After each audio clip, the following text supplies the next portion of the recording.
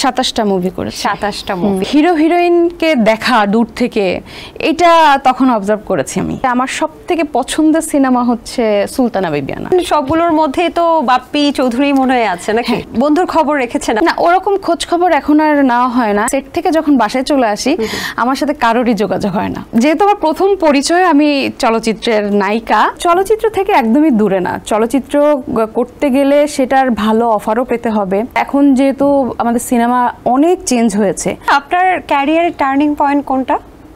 জটিল প্রেম।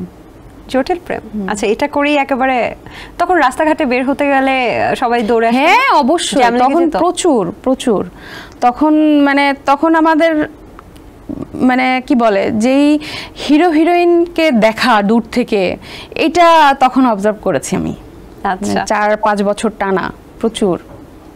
আচ্ছা, আপনি তো মোট কতগুলো সিনেমা করলেন এ নিয়ে হিসাব করেছেন? 27টা মুভি করেছি। 27টা মুভি। এর মধ্যে নিশ্চয়ই আপনার পছন্দের কিছু মুভি আছে, বা যদি বলি যে এর মধ্যে 5টা ব্যবসা সফল সিনেমার নাম যদি বলেন।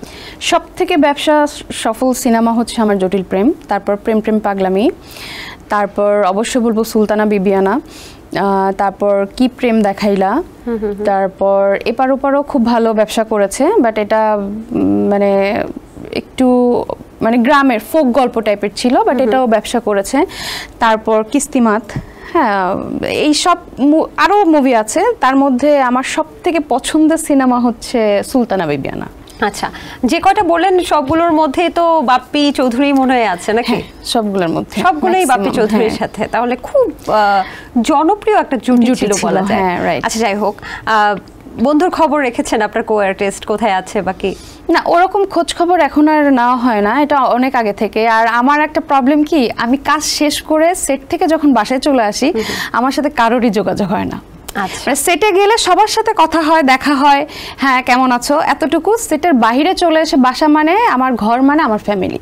আমি বাহিরের কারোর সাথে ওরকম যোগাযোগ, আড্ডা, সবাই কিন্তু ওই যে দিন শেষে গিয়ে একটু আড্ডা দেয়, সবার সাথে দেখা করে, কফি খেতে যায়। আমার এরকম লাইফে কখনোই হয়নি। আমার কাজ শেষ তো আমার ফ্যামিলি, আমার বাসা। আচ্ছা, চলচ্চিত্রের নায়িকা হচ্ছে আঁচল আঁখি আমরা জানি, কিন্তু এখন দেখছি মিউজিক ভিডিওর নায়িকা। কোনটা বলবো এখন বলেন? যেটা দর্শক বলে সেটাতেই আমি হ্যাপি। এখন হচ্ছে যেহেতু আমার প্রথম পরিচয় আমি চলচ্চিত্রের নায়িকা, তো এটাই শুনতে আমার বেশি ভালো লাগে। চলচ্চিত্র থেকে কেন দূরে আঁচল আঁখি? চলচ্চিত্র থেকে একদমই দূরে না। চলচ্চিত্র করতে গেলে সেটার ভালো অফারও পেতে হবে।